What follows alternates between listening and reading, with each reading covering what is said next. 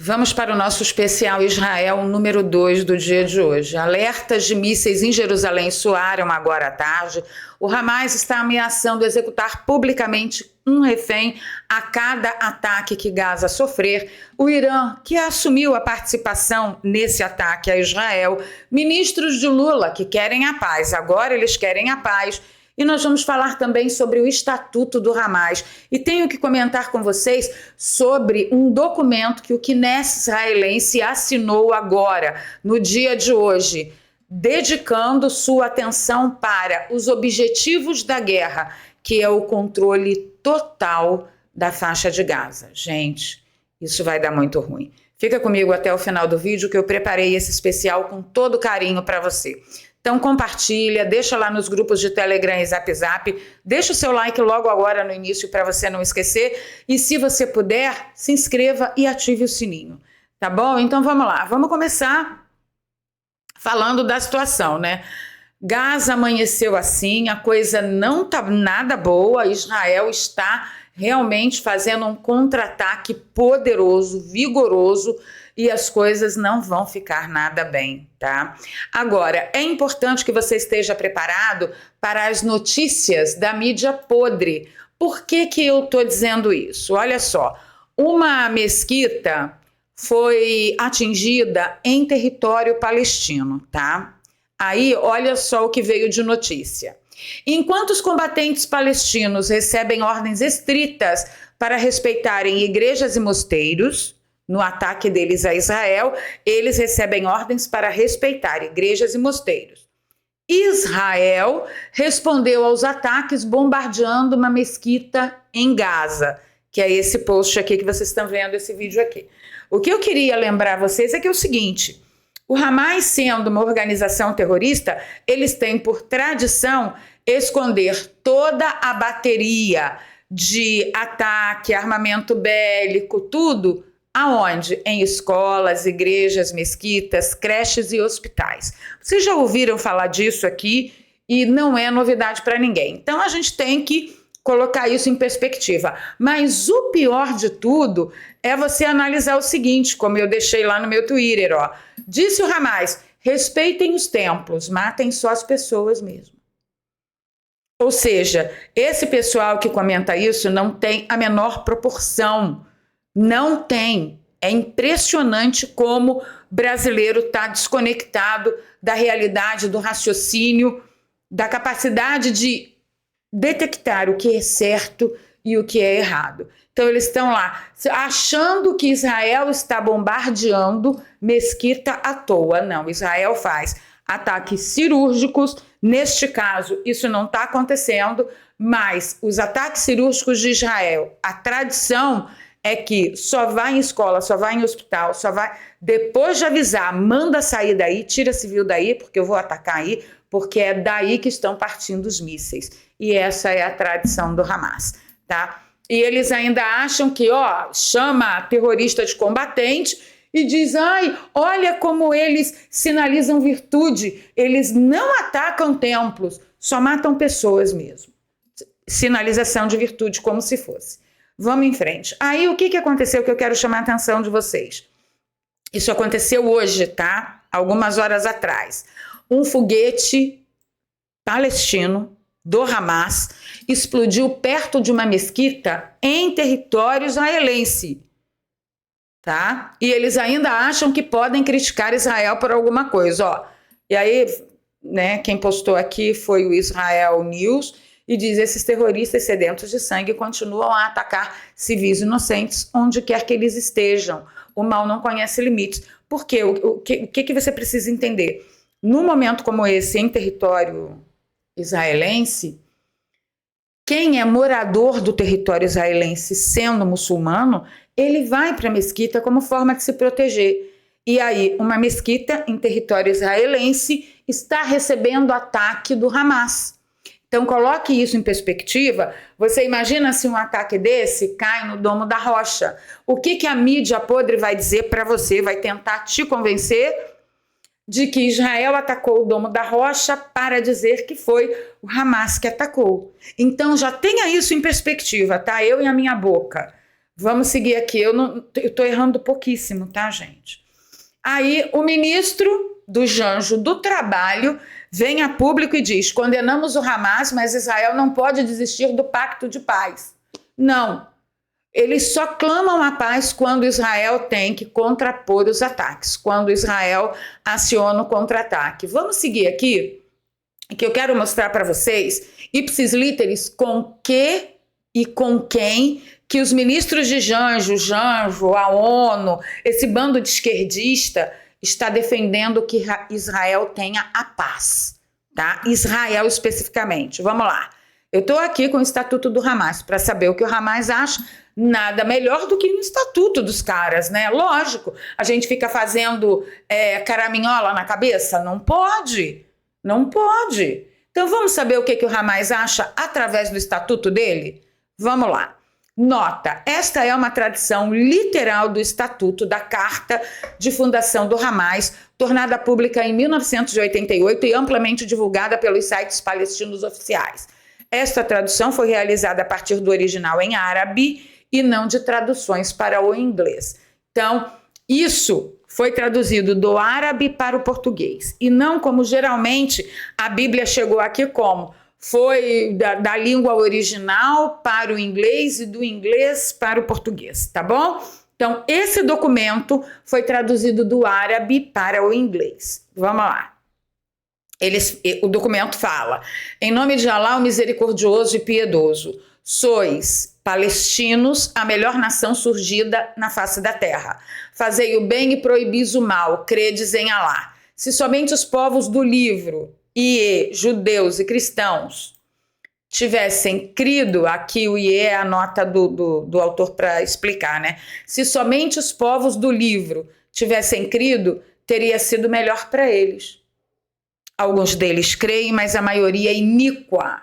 Então você que é um cristão ou você que é um judeu, você, na visão do Hamas, você é iníquo e a nação a qual você pertence está abaixo da nação palestina, segundo o documento aqui. Continuando, nunca serão capazes de nos causar sério mal, serão apenas uns incômodos. Se vocês atacarem, acabarão virando as costas e fugirão, e não serão socorridos. Humilhação é a sina deles, onde possam se encontrar, exceto se forem salvos por meio de um compromisso com Alá ou por um compromisso com os homens. Recaiu sobre eles a ira de Alá, a sina deles é a desgraça, porque recusam as indicações de Alá e erradamente mataram os profetas, e por serem desobedientes e transgressores, que ele está fazendo uma citação do Alcorão. Israel existirá e continuará existindo até que o Islã o faça desaparecer, como fez desaparecer a todos aqueles que existiram anteriormente a ele, segundo palavras do mártir Imam Hassan al-Banna, com a graça de Alá.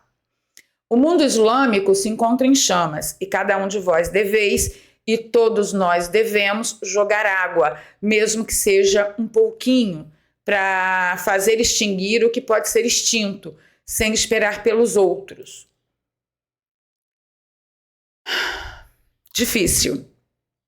Então, gente, aqui, ó, ele está dizendo que Israel e os cristãos, o povo do livro, tá? Eles são maus, eles têm que ser extirpados, eles têm que ser anulados. Se eles tivessem crido, teria sido melhor para eles. Eles somos nós. Então, é disso que se trata a relação do Hamas com Israel. E ainda tem gente podre nessa internet, na mídia, dizendo que Israel tem que fazer paz com isso aqui que está na sua tela. Então, que isso fique bem claro para que você possa entender os meandros deste conflito histórico, tá? Vamos seguir aqui. O que você vai ver muito dizer aí através da mídia e dos ícones de esquerda é que antes do acordo de 1948, que foi a fundação de Israel, a Palestina era como essa primeira figura aqui, ó, toda essa parte verde era a Palestina. Primeiro que isso é uma grande mentira, a Palestina nunca existiu como Estado, tá? Aí, com o passar do tempo, depois de 1948, ó, em 1947 veio o plano, né, de Israel ficar com essas partes aqui do território e a Palestina com as partes em verde. Em 1967, vocês veem que a parte verde diminuiu, ficando aqui só a faixa de Gaza e essa parte aqui que é a parte da Cisjordânia, e Israel se expandiu. E em 2012, a situação era essa. Então eles usam esses gráficos para tentar convencer as pessoas de que Israel está tomando território palestino ilegalmente. E na verdade não, a situação não é essa. Qual é a realidade? A realidade é que Israel venceu várias guerras desde que foi fundado em 1948. E quando alguém ganha uma guerra, tem o direito de tomar aquele território cuja guerra ele venceu para si. Território, despojos de guerra, essa é a lei entre os homens. Bom, eu só quero mostrar para vocês que uma das falácias também é que com isso Israel tomou toda Jerusalém e sufocou Gaza, que é essa pequena faixa aqui, com o bloqueio de fronteiras. Acontece que, eu estou dizendo para vocês já há algum tempo que Gaza tem fronteira com o Egito. Então aqui está a fronteira de Gaza com o Egito, tá?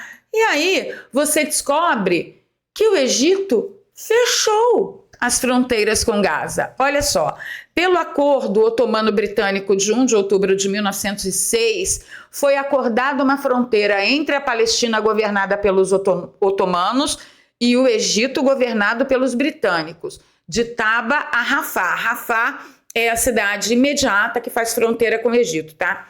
A partir de 1948, Gaza foi ocupada pelo Egito, portanto, aquela faixa de Gaza fazia parte do Egito, então não tinha fronteira, né? Na Guerra dos 6 Dias, que o Egito encabeçou contra Israel, Israel conquistou a península do Sinai e a faixa de Gaza junto. Então, esse mapa que você vê aqui, ó, deixa eu diminuir um pouquinho para vocês poderem entender melhor. Essa faixa de Gaza aqui e a península do Sinai, que é toda essa parte aqui, Israel reconquistou na base da guerra. Ele venceu a Guerra dos 6 Dias contra o Egito e todas as outras nações. Então, é lícito que toda a península do Sinai e a faixa de Gaza seja de Israel, porque ele venceu na guerra. Essa é a lei dos homens. Bom, aí o que aconteceu? Em 1979, Israel e Egito assinaram um tratado de paz que devolveu o Sinai ao Egito, que faz fronteira com Gaza. E aí Gaza voltou ao controle egípcio. Como parte desse tratado, uma faixa de terra de 100 metros de largura, conhecida como Rota da Filadélfia, foi estabelecida a zona de tampão entre Gaza e Egito. No Tratado de Paz, a fronteira recriada entre Gaza e o Egito foi traçada através da cidade de Rafah. Quando Israel se retirou do Sinai em 82, Rafah foi dividida numa parte egípcia e numa parte palestina, dividindo inclusive famílias separadas por barreiras de arame farpado entre Gaza e Egito. Israel não teve nada a ver com isso. Entenderam? Vamos seguir aqui que vocês vão entender melhor. O bloqueio da faixa de Gaza é um bloqueio terrestre, aéreo e marítimo contínuo da faixa de Gaza, imposto por Israel, porque no decorrer desses montes de guerra, um monte de armamento bélico entrava por ali, um monte de terrorista entrava por ali. A gente lembra em Intifada que, vamos falar, né, o povo lá da Palestina, da faixa de Gaza, entrava pela fronteira de Gaza para Israel, um monte de terrorista armado com faca saiu esfaqueando um monte de judeu. Então tinha que fechar a fronteira mesmo, tem que ter controle. E aí o que aconteceu? Israel bloqueou por isso, mas e o Egito? E o Egito, que primeiro bloqueou temporariamente entre 2005 e 2006 e permanentemente a partir de 2007. E, coincidentemente, o Egito fez isso após Israel sair do território de Gaza. Porque era, assim, um chaveco danado. Olha, vai ter paz entre Israel e Gaza quando Israel abandonar totalmente o território em Gaza. Israel fez isso. Israel evacuou, desalojou judeus de séculos que moravam ali no território de Gaza para atender a solicitação deles por paz. Levou todo mundo para os seus territórios, realocou todo mundo, tirou um monte de família tradicionalíssima dali. E o que aconteceu? Nada de paz, nada. Então, assim, o bloqueio de Gaza tornou-se permanente, inclusive da parte do Egito, depois que o Hamas assumiu o controle da faixa de Gaza. Durante a Batalha de Gaza, o Hamas confiscou instituições governamentais e substituiu o Fatah e outros funcionários da autoridade palestina por membros do Hamas. Sabe que nem Nicolás Maduro fez? Ah, não, agora não é mais do Brasil, é da Venezuela, não é mais dos Estados Unidos, é da Venezuela? A estatização. Pois é a mesma coisa. Tem método, se é que vocês me entendem. Então, o Egito também tem uma fronteira com Gaza que é fechada fechada permanentemente, exatamente, coincidentemente, depois que o Hamas tomou posse, que o Hamas deu o golpe. E eu não vejo nenhum desses ícones de esquerda, nenhuma mídia podre, ninguém acusar o Egito de sufocar os palestinos em Gaza. Eu não vejo. Ah, porque Israel está matando os palestinos de fome por causa do controle de fronteira. Ué, mas não seria natural que, se os palestinos são muçulmanos e os egípcios são muçulmanos, que ali fosse aberto? Ninguém acusa Egito de matar, de genocidar os palestinos. Ninguém acusa. Mas o Egito mantém suas fronteiras fechadas para os irmãos muçulmanos. Sabe por quê? O Egito está errado? Não. O Egito mantém a fronteira fechada por causa da atuação do Hamas em território palestino, lá no território de Gaza. Da mesma forma que Israel também se vê no direito de fechar as fronteiras e controlar as fronteiras por causa do Hamas. Mas o que você vai ouvir da mídia podre é que Israel está exterminando os palestinos. Mas e o Egito? Entenderam? Vamos seguir aqui. Eu quero só fazer um en passant para vocês entenderem a tomada de Israel no território. Em 1936 e 1939, teve uma revolta controlada contra o Reino Unido e Israel lá no território. Em 1939 a 1948, Israel ganhou a retirada britânica do mandato palestino. Em 1948, teve aqui a derrota da coalizão árabe e teve um acordo de armistício. Israel ganhou. Em 56, a consolidação da nacionalização egípcia do Canal de Suez, o andamento da invasão egípcia a Israel, catalisador da formação da República Árabe Unida, e foi o catalisador da Conferência de Bandung. Israel ganhou. Na Guerra dos 6 Dias, em 67, Israel ganhou. E foi aqui, nessa Guerra dos 6 Dias, onde foi a maior expansão do território de Israel. Aí tiveram várias outras, teve a do Yom Kippur em 73, teve a Guerra Libanesa de 75 a 85, teve a Operação Litani em 78. Então, assim, todas as guerras, nenhuma Israel perdeu. Se ele não ganhou, ele entrou em acordo de cessar fogo, por exemplo, tá? Só para você ter uma ideia e você ter material para expor para as pessoas doutrinadas ou desonestas que vivem dizendo, porque Israel tomou território legal. Mentira! É mentira, tá? Israel ganhou nas guerras e nas guerras, quando você ganha, você toma o território. Acabou. Vamos aqui? Tem um JP Hens que está tentando ferir, manchar a imagem de Israel para os cristãos no Brasil. Mas ele é tão idiota que ele faz o seguinte argumento: Tel Aviv é a capital LGBT do Oriente Médio e os evangélicos acham que o Estado de Israel atual é o Israel da Bíblia. O protestantismo neopentecostal é um antro de doentes mentais. Até os católicos do Brasil estão sendo contaminados com essa escatologia dispensacionalista. Vamos falar o seguinte para esse moço e para você entender também? Sim, Israel é a capital LGBT do Oriente Médio, é só lá que existe. Sabe por quê? Porque lá existe uma tal de democracia que esse tipinho, igual o JP Renzi, ao Rafael Machado, que retuitou e curtiu, eles dizem, porque tudo pela democracia. Lá em Israel existe democracia. Por que não tem parada LGBT no restante do Oriente Médio? Porque não existe democracia. E eu quero deixar uma coisa bem clara aqui para todos vocês. Nós, cristãos, nós não queremos saber o que cada um faz com o orifício rugoso de cada um.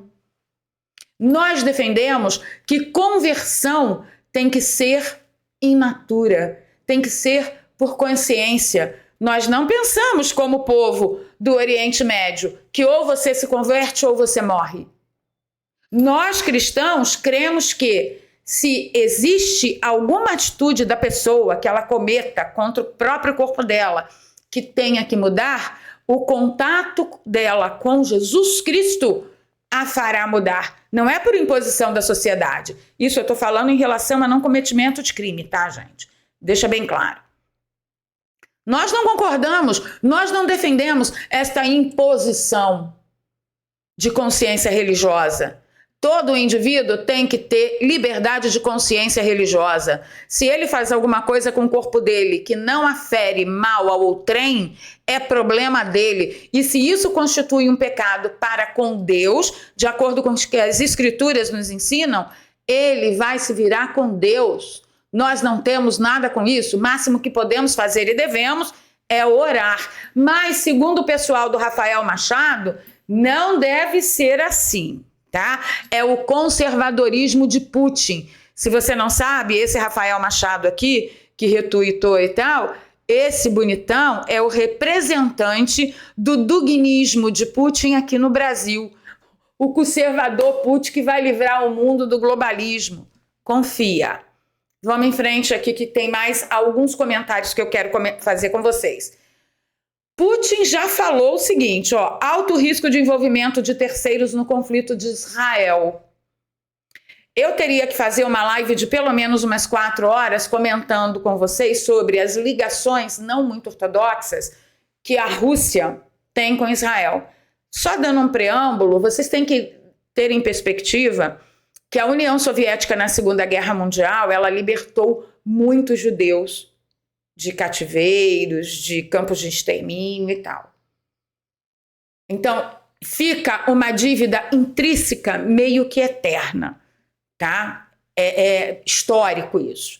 Mas a União Soviética liberou eles porque eles são bonzinhos? Não, ninguém presta ali ninguém vale nada. E Putin está no meio disso. Então, agora, Putin que tem essa relação, tem outras ligações também, tá? Deixa eu ver quanto tempo que eu tenho aqui de vídeo. Santo Deus, 23 minutos. Vamos ver se a gente consegue encerrar em 7. Mais 7. Então, o que acontece? O Putin tem outras ligações, não muito ortodoxas como Israel, mas sempre publicamente ao lado de Israel. Inclusive, existe uma comunidade russa em território israelense absurdamente grande. E aí Putin vem e deixa essa declaração. Alto risco de envolvimento de terceiros no conflito de Israel.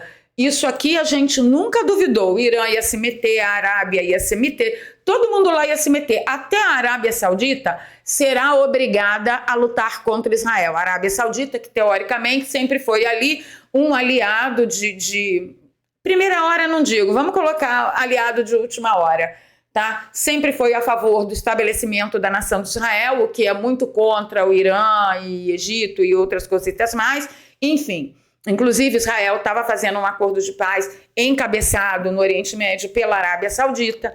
Aí vem Putin e diz que terceiros se envolverão. Tá, tudo bem. A gente sabe que terceiros sempre se envolveram. Irã e outros mais ali no Oriente Médio. A pergunta é, qual é o posicionamento da Rússia? Porque ele não disse terceiros eu, ele disse terceiros, e terceiros a gente sabe. Qual é o recado que Putin está dando aí? Nós podemos esperar que a Rússia vá se levantar contra um povo que supostamente ela libertou no passado? Mas por quê? Qual o motivo da Rússia se pronunciar hoje nesse conflito que deveria ser ali, ficar ali entre a Palestina e Israel, no sul de Israel, na faixa de Gaza? O que a Rússia teria a ver com isso?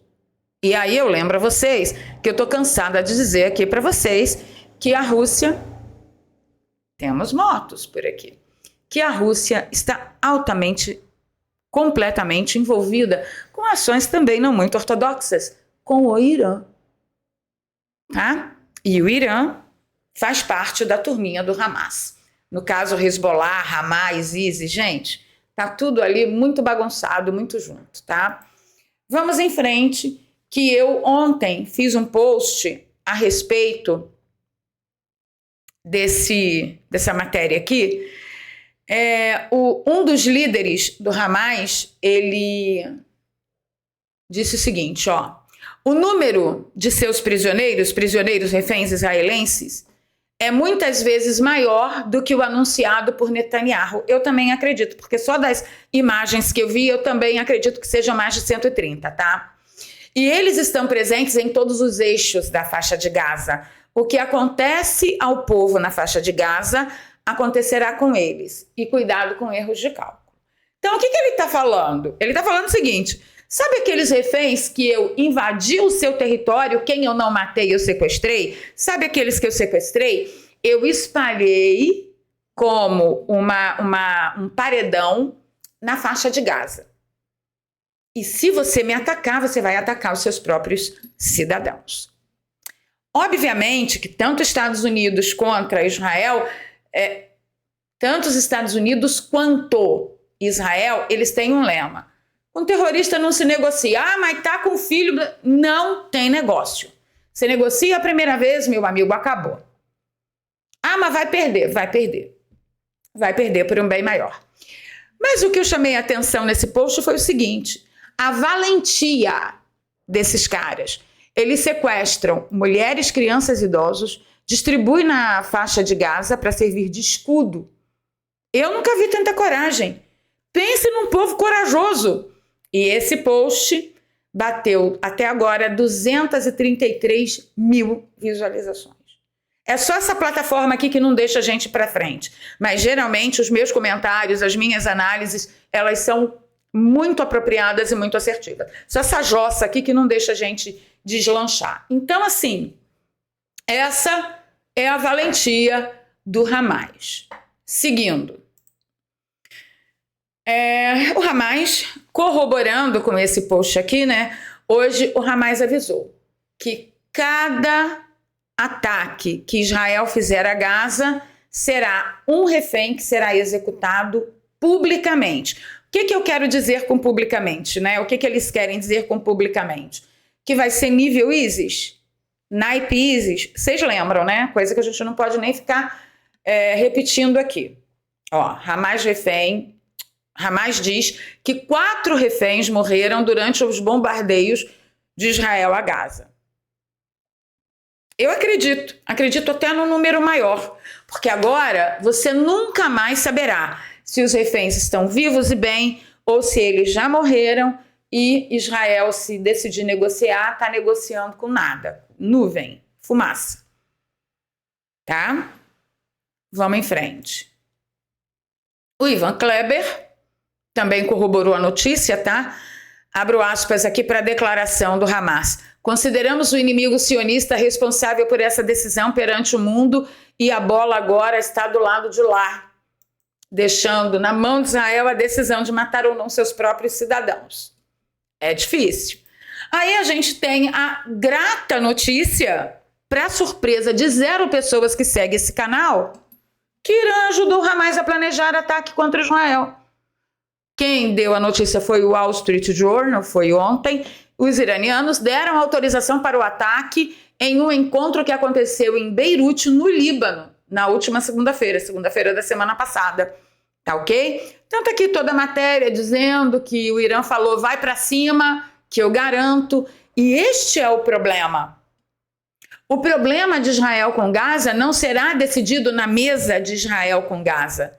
Será decidido na mesa dos globalistas e o Islã. Este é o ponto. Este é o ponto. Os globalistas que também não prestam nada pela existência de Israel, que é algo correto, na minha humilde opinião, e o Islã, que é o Oriente Médio todo, com seus apoiadores, tipo naipe Putin. China. Certinho? Vamos em frente. Agora, nós precisamos ficar atentos ao posicionamento da OTAN. Por quê, gente? Israel faz parte da OTAN. Em 2014, o Congresso dos Estados Unidos aprovou, tá, Israel como Israel Major Strategic Partner Act, que foi o quê? Foi um documento reconhecendo que Israel é um aliado importante extra-OTAN, mas ele é um aliado importante. E adicionou benefícios de proteção a Israel, tanto quanto defesa, energia e fortalecimento de cooperação em negócios e acadêmicos. Eu quero saber como é que vai ficar essa história. De novo, isso vai escalar agora? Não sei. Está com todos os temperos de que pode escalar? Está. Antes de terminar, eu quero só lembrar vocês que os economistas do mundo inteiro já disseram que esse conflito pode levar o barril do petróleo para $150. 150 dólares. Então, novamente aqui no canal eu vou dizer a vocês, armazenem alimentos o máximo que vocês conseguirem. Ah, Valéria, mas eu não tenho dinheiro nem para comprar direito a comida do mês. Você é brasileiro, você tem rebolado e você se vira. Não pense que armazenar alimento é você não tem nada e chega lá no mercado e compra aquele batelada de comida. Isso a maioria dos brasileiros não conseguem. Mas, se você se programar, se você começar a economizar drasticamente e disser, ó, esse mês eu vou fazer as compras do mês e vou comprar mais uma cesta básica. Mesmo que seja aquela cesta básica popular, tá? Que está em torno de 70, 80, 90 reais por aí. Pega essa cesta básica e guarda. Mês que vem, você faz a sua compra do mês e mais uma cesta básica. Guarda. Em 3 meses, você já tem 3 cestas básicas, ou seja, é um alimento para sua família por 3 meses mais. Tá? Valéria, não tenho nem como pagar esses 80, 90 da cesta básica. Vai lá e compra 5 quilos de arroz a mais e 1 quilo de feijão a mais. Brasileiro ama feijão e arroz, é isso que vocês têm que guardar. 5 quilos de arroz, 1 quilo de feijão. De preferência, um saquinho de sal extra, porque arroz e feijão sem sal não dá, né? Ai, vamos dizer que não dá para comprar tempero nenhum. Põe um salzinho lá na bagaça, tá? As coisas, se houver uma escala agora, as coisas ficarão muito feias. E você é o responsável pelo amparo de sustento da sua família. Leve isso a sério, nós não estamos brincando. Eu estou prevenindo as pessoas mais de 3, 4 anos aqui. Se você não levou a sério, eu só lamento. De verdade. Vou ficando por aqui. Se você gosta do meu canal, um bom momento de se tornar um apoiador recorrente antes que, né, você não possa mais fazer isso. Aqui tem um Pix que você pode me apoiar com qualquer valor, R$1, R$2, R$3. Na descrição tem 2 contas bancárias e uma conta no PayPal, caso você nos acompanhe fora do Brasil e esteja em situação financeira melhor que nós aqui no Brasil e melhor que eu nesta plataforma, que não deixa meu conteúdo ser entregue nem com reza brava.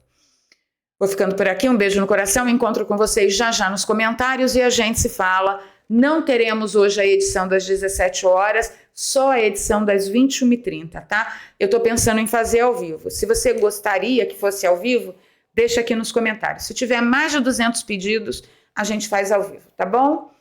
Beijo no coração, deixe sua opinião com muito cuidado, porque aqui a gente não tem Hamas, mas a gente tem uma democracia relativa que pesa no lombo.